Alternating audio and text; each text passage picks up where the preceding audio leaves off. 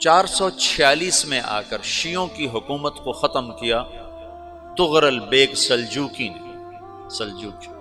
Seljuk مسلمان ہوئے تھے محمود غزنوی کے دور میں، سلجوک ان کے بڑے کا نام تھا۔ تو ایک دفعہ محمود غزنوی نے سلجوک سے پوچھا اگر مجھے تیری مدد کی ضرورت ہو تو کتنے آدمی پیش کر سکتے ہو؟ تو اس نے ایک تیر دیا، کہا یہ ایک تیر ہے میرا، کسی کو یہ تیر بھیج کر میرے علاقے میں بھیج دو تو چند گھنٹوں میں 1,00,000 تلواریں تیرا پہرا دینے کے لیے تیار ہوں، میرے پاس اتنی طاقت ہے۔ تو یہ سلجوک کی نسل میں تھا تغرل بیگ۔ اللہ تعالیٰ نے جب عرب زوال کا شکار ہو گئے اور ضعف کا شکار ہو گئے، جیسے بڑھاپے کا کوئی علاج نہیں، جب قوموں پہ زوال آتا ہے تو اس کا بھی کوئی علاج نہیں، پھر اور قوم کو جگہ ملتی ہے۔ جیسے بڑھاپا ایک فرد پہ آتا ہے، ایسے بڑھاپا قوم پہ آتا ہے۔ قوم کا بڑھاپا جوانی میں نہیں لوٹ سکتا، جیسے فرد کا بڑھاپا جوانی کی طرف نہیں لوٹ سکتا، قوم کا بڑھاپا جوانی کی طرف نہیں لوٹ سکتا، کوئی علاج نہیں، نئی نسل کا آنا ہی علاج ہے۔ تو عرب دھل چکے تھے، 600 سال بہت ہوتے ہیں حکومت کو، اپنی صفات گم کر چکے تھے، اب نئے خون کی ضرورت تھی۔ تغرل بیگ پہلا شخص تھا جس نے آ کر اہل سنت والجماعت کو استحکام بخشا، شیعوں کی حکومت کو ختم کیا، بغداد سے، شام سے، ان سارے علاقوں سے۔ صلاح الدین ایوبی نے اسماعیلی شیعہ کی حکومت کو ختم کیا، مصر۔ العاضد ان کا آخری خلیفہ تھا۔ صلاح الدین ایوبی نور الدین زنگی رحمۃ اللہ علیہ کا پروردہ تھا، اس کا دوست تھا، اس کے دوست بھی تھا، بچہ بھی تھا اس کے سامنے، زیادہ لکھنے پڑھنے کا شوق تھا۔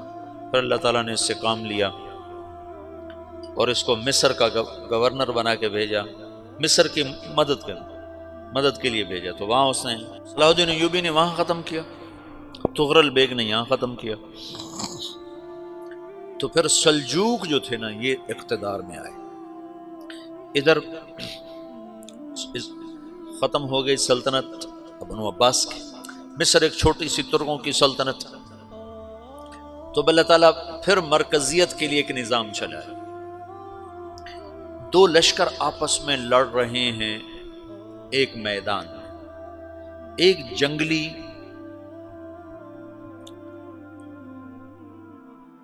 بدوؤں کا قافلہ، جنگل کے لوگ اپنے قبیلے کو لے کر، ایک جنگلی قبیلہ اپنے سردار کے ساتھ نقل مکانی کر رہا ہے ایک جگہ سے دوسری جگہ۔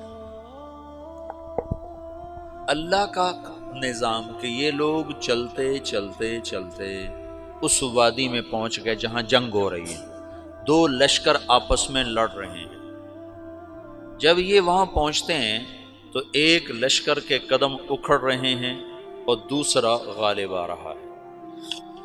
ان کو نہیں پتا شکست کھانے والے کون ہیں اور فتح پانے والے کون ہیں، ان کو نہیں پتا۔ اس جنگلی قبیلے کے سردار کا نام بھی تغرل ہے، تغرل۔ تو یہ سردار کہتا ہے جو شکست کھا رہے ہیں ان کی مدد کرو، کچھ پتہ نہیں کون ہے، کہتا جو شکست کھا رہے ہیں ان کی مدد کرو۔ تو 400 وحشی جنگلیوں نے فاتح لشکر کے پیچھے حملہ کر دیا۔ وہ تو ایک کافی ہوتا تھا، 400 دوڑ جب تلواریں پڑیں تو چند لمحوں میں نقشہ بدل گیا، بھاگنے والے جم گئے اور جمنے والے بھاگ پڑے۔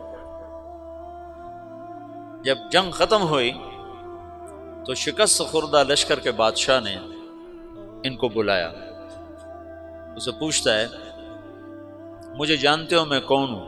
کہا نہیں۔ کہا تو تم نے میری مدد کیوں کی؟